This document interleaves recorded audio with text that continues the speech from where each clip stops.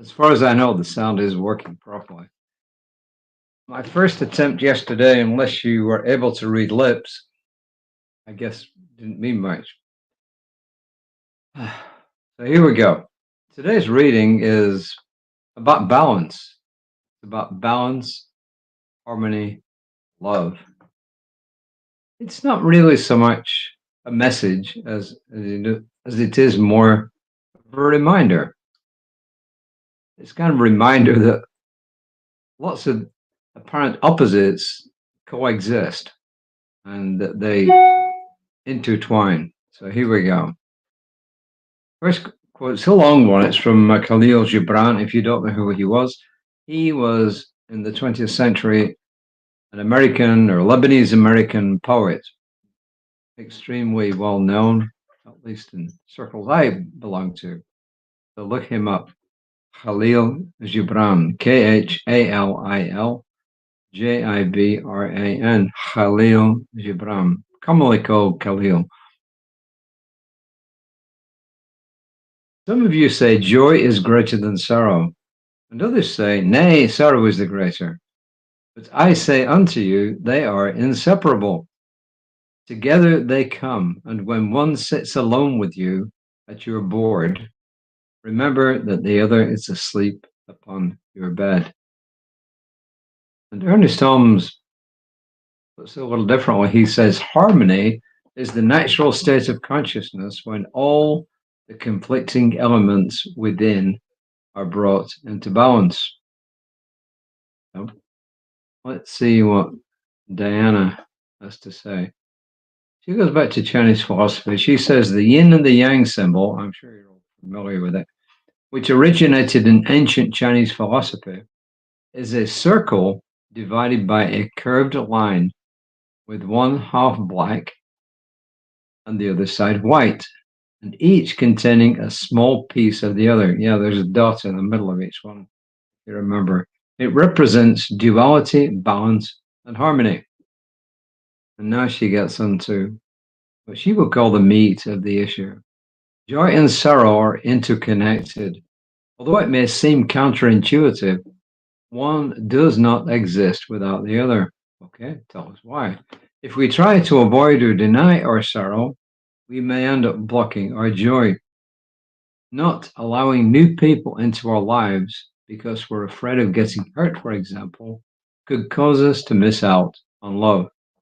In fact, one of the reasons we grieve is because of the loss of someone or something we deeply love.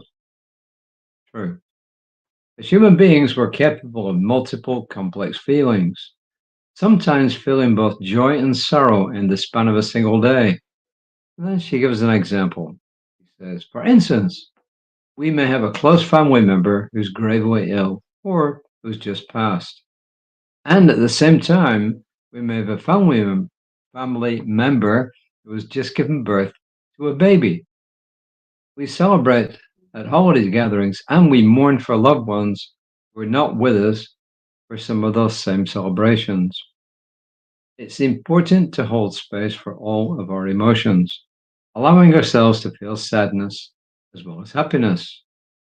The tricky part is staying in balance, recognizing that our human existence contains beautiful moments, even in the midst of sorrow. As Meister Eckhart said, love is the root of all joy and sorrow.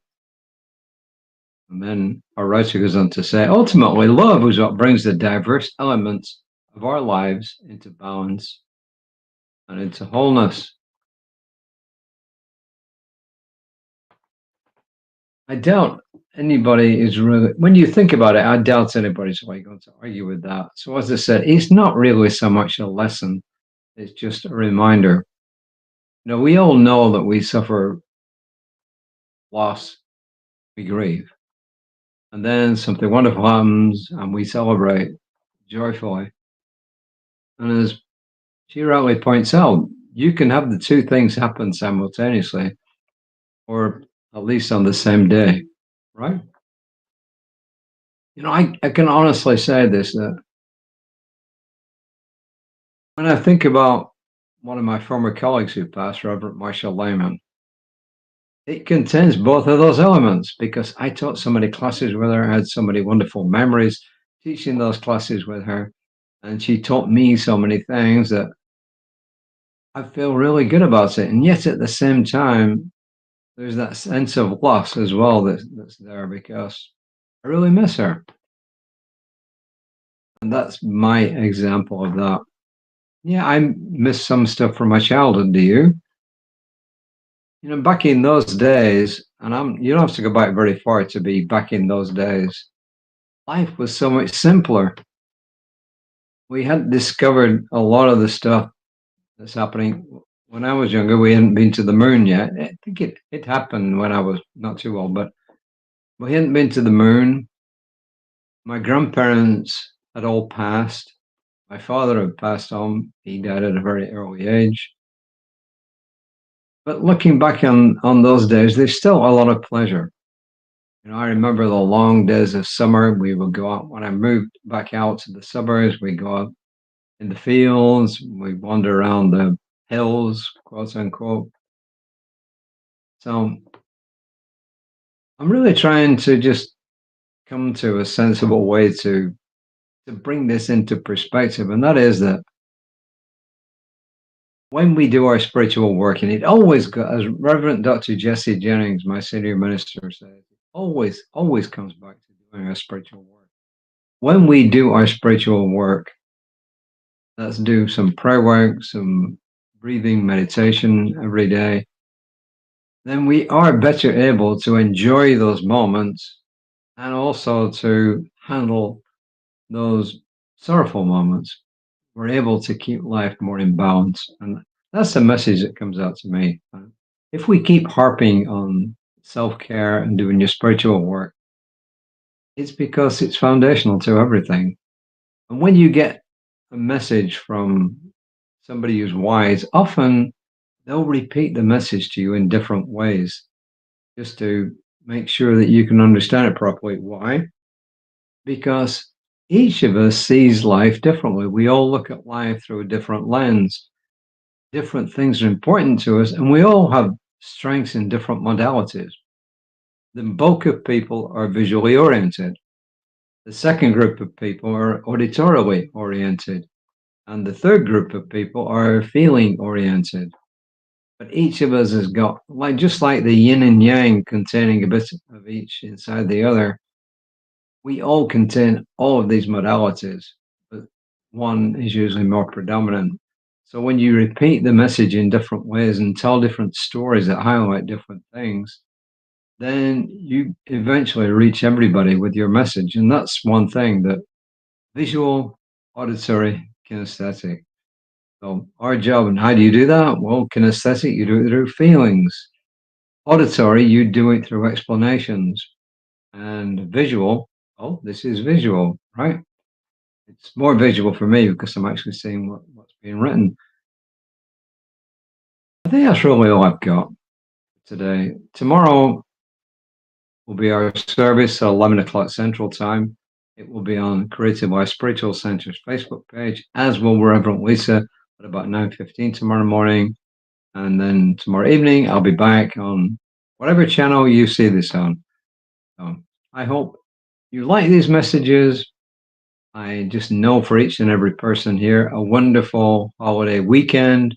If you're traveling, safe travels. If you're already arrived, enjoy yourself. If you have not set off yet, then, as I said, safe travels. And also, take time to smell the roses along the way. Oftentimes, when I've driven somewhere, I'm single minded and I just want to get there, and I can drive for 10 or 12 hours with just breaks for eating.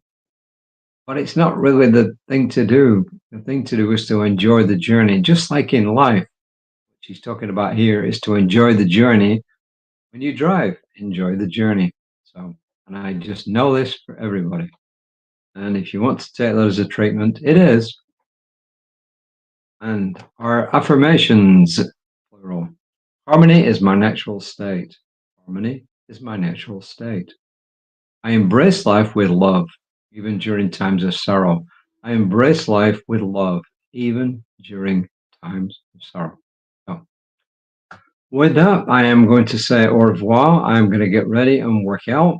Hopefully, because it's the Holy Weekend, the gym will be relatively quiet. Till next time, namaste.